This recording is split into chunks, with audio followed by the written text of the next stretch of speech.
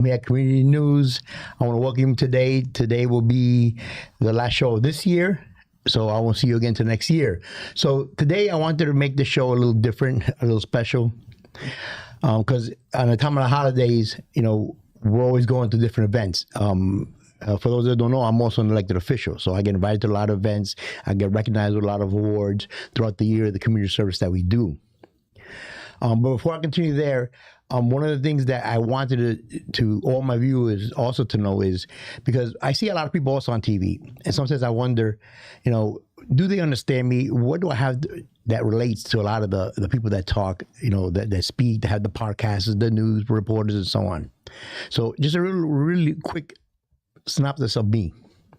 I was born in Ecuador, came over when I was young, grew up in Brooklyn, New York. I graduated high school at 17, went to the U.S. Navy. I'm a Navy veteran. I'm a sonar tech, but also third class. That's where I met my wife. I've been together with my wife 35 years plus, actually 36. I have 5 adult children, and I'm an electrical contractor in the state of Florida. I'm also a community councilman for Miami-Dade County. And now back to the event stuff. So we get invited to a lot of things. We get recognized on the things that we do. But one of the things that I noticed a lot is that we don't really pay attention to the people that are in the background. Because, yeah, I go out and I do a lot of things, but there's people behind us. There's people that has made people like me.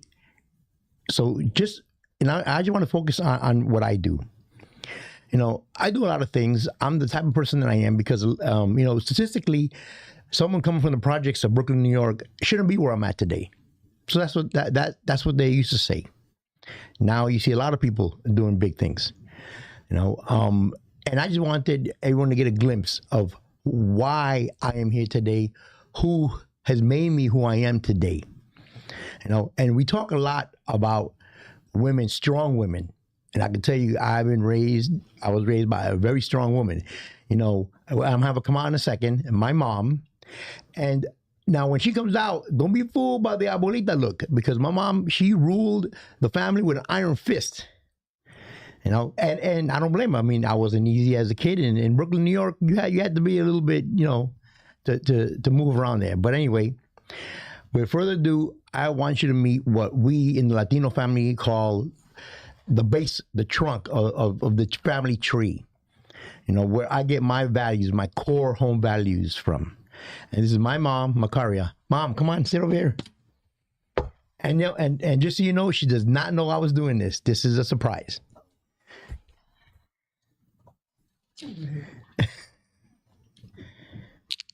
I love you, Mom. I love you too. Okay. Everyone, this is my mom, Macaria Gonzalez. This is the lady that, when I was growing up, went to school and worked to make sure that we had a better future, to make sure that she leaves a legacy. And everyone in their family has someone that sacrificed their life for their children. Mom, want to look at the camera right there? And that was my mom. My mom, she worked and she studied to make sure that we had everything we need, And I mean, there's not much I can say except, Mom, thank you. Because people see me now and they're always telling me how good person I am, how great person I am, but they don't realize that I am this because you've instilled this in me, even before I went to the Navy. Because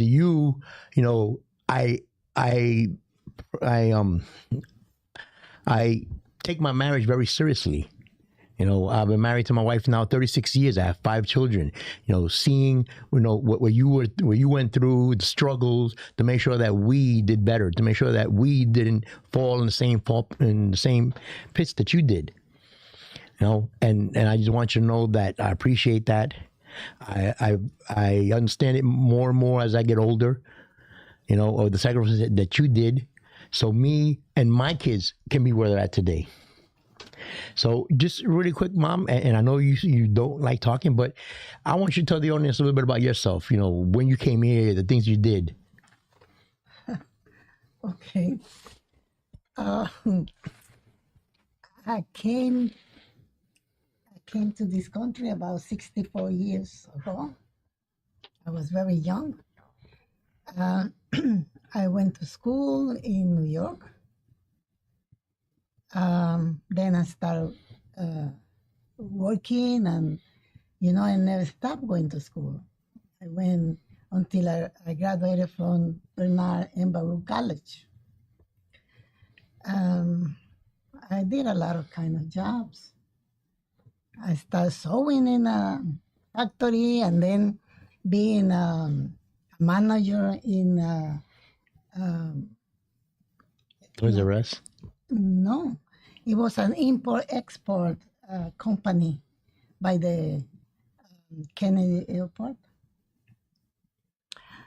And well, then when we came to Miami, I started owning my own company, buying properties, and that's what I have been doing. I have done a lot of things, working hard. But I always went to school. I study, because if you want to be somebody in life, you have to study. And that's what I grew up with, people. Exactly that. And I tell my kids the same thing. Yeah. So that's why I push you all, you, Jeannie, and Iris. Study, get a profession. You don't have a profession, you are nobody. You're going to be working in Burger King, McDonald's. But if you want to be somebody, just work. Well, I mean, even those jobs now, And Mama, study. still, but Study and study. I want the audience to understand, the old school generation. I mean, is the way of thinking is school, that the way to get to where you need to get to school, and it's very important. It's true. A college degree, that piece of paper. I even tell my kids that no matter what, get that piece of paper, because that can make a difference between a big paycheck and a small paycheck. Mm-hmm. Okay, but what I want to focus on is how we have the silent heroes, because for me, my mom is my hero. Because she sacrificed a lot. She said something. She said a few things, but to get the real picture, which I'm gonna give you now, is this. She leave in the morning after dropping off to school to go to work, or school, vice versa, depending on what she did at that time. Then after she got out of work, she'd go to school till late at night, and she did this for years. With English not being her second language, and studying, and she got her bachelor's degree. It is like she just got an AA, and at that time, getting the degree was a lot more difficult because there was a lot more time. And she was raised in a family. Her and my real dad got divorced when I was real young, so my mom had to take times that not only to raise us, but to do things with us. And these are the things that were instilled in me, as far as being the family man that I am. A lot of people tell me that when they see me, my image is family, and is due part from my mom that instilled this with me, because like I said, in the family, in the Hispanic values, you can say, the old Latino way, the trunk starts from your parents, and in this case is my mom. She instilled that into me. But yeah, so I wanted the audience to know, because like I said, this is the last show of this year until next year, and I just wanted to take this time while everybody's out, getting ready for Christmas and all the in the politics world, they're giving recognitions to everything. I just wanted to, recognize and let my mom know that even though I'm out there, people understand that everything that I've done, that I've accomplished too, my education. I learned from seeing her struggle, and that your struggle and your sacrifice did not go in vain. Okay, Mom? Yes, thank you. Okay. Now, when I say about strong women, and like I said, I've always been a strong woman. My mom was the first one. I want to bring out another one, who is my wife. Where my mom left off, my wife picked up, and my wife is the one that makes sure that those values that my mom put in, stay in effect. And my wife, she comes from the Bible Belt. She's born in Mississippi, born in Tennessee. Sorry, babe, Memphis, Tennessee. So she's a country girl. I met her when I was in the Navy. I mean, look, I've been married to her now like 36 years, and a lot of people don't know, but this January I had a health scare that turned really bad. I mean, real bad. I'm thankful to God every day that I'm here, even being able to say this to my mom, even able to do this show. So I want to bring on my wife, who has stood by me side by side. She's the one that helped me study for my electrical test so I get my license. She's the one that runs the business. She's the one that this year when I was down, literally down, had to step up with my youngest son and take hold of the company to make sure that the bills still get paid, that the guys got paid. I've always appreciated her, but after what happened on this January, I saw my wife in a different light. I really did. And I've been married to her for a long time. And one of the things I can tell you is when I first met her, I told her I was going to marry her. But what she didn't realize is I didn't tell her that because I wanted to marry her. I told her that because I couldn't see myself without her. So, Bobby, come on out, take a seat.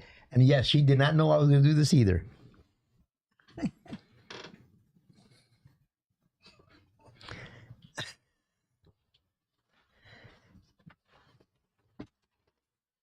He surprised us. How you doing, babe? Hi. Well, Good afternoon, everybody. Happy go. holidays. Well, this is right. Happy holidays. This is my wife, Bobby. These are the two strongest women that I know. The women that have totally just structured me into the person that I am today, in the father, in the son, in the business person, in the politician that I am today. Everything good comes from these two ladies right here. Babe, a lot of people some people know who you are, but a lot of people don't know, and they don't know your story. Can you give us a little something about yourself? I'm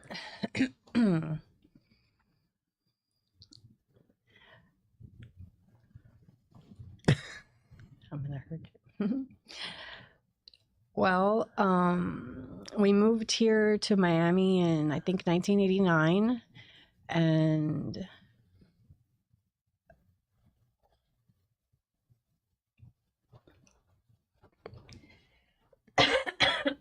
sorry, I'm trying to get over a cold.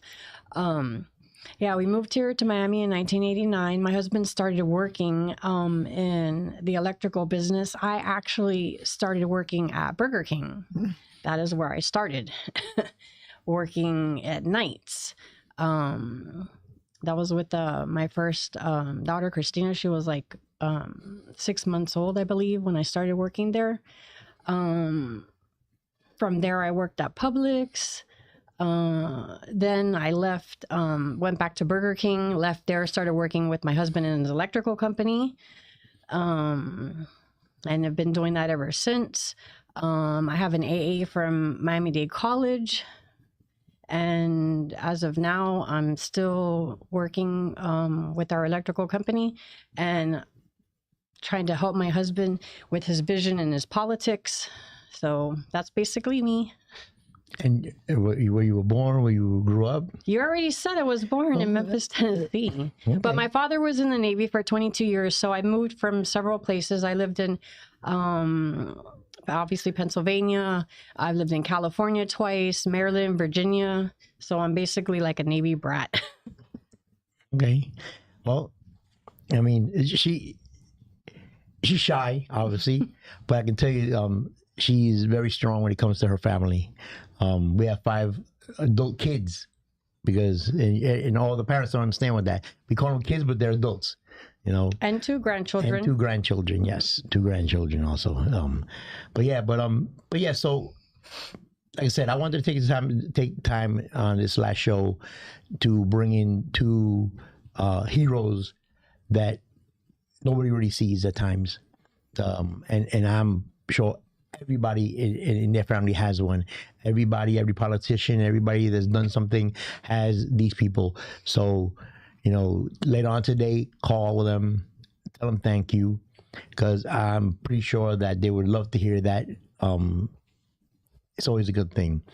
Now that we get close to the holidays, also, Christmas is coming around, New Year's, we're celebrating with family. And I wanted to also bring up on the show that there's a lot of ugliness going around right now. A lot of times are tough. We need to put all that stuff aside, because at the end of the day, we all got to be it together. It doesn't matter where you're from, the color of your skin, your religion, your background, where you were born, or even your political party. We are all brothers and sisters here on earth. We need to look out for each other. We need to help each other. We need that right now. Times are grim. As we get close to the holidays, I want everybody to have a happy holiday from my family and myself. Please stay safe, enjoy, celebrate. Next year, we all gonna do bigger and greater things, all of us. I want to give a special thanks to Michael Miller, Grant, Community News, for opening their doors and allowing me to do this podcast here. They're amazing. I want to thank the people you don't see in camera, like Emily, Rachel, Anthony, Alex, who are always doing the videos, always doing the camera, the setup. Without them, we couldn't do this either. So I want to thank them also, for them to have a great holiday and spend it with their families and enjoy. These are the times after working hard all year. It ends with this, together, enjoying, opening the presents, making great memories that last them the following year for us to make more great memories. I don't even know what else to say. I mean, I am so blessed to have so much of my life, so blessed to have my mom, so blessed to be here, the community news and everything. We will be doing better things next year. So please watch out for us. We will be back at the beginning of January. Again, stay safe. This is Johnny.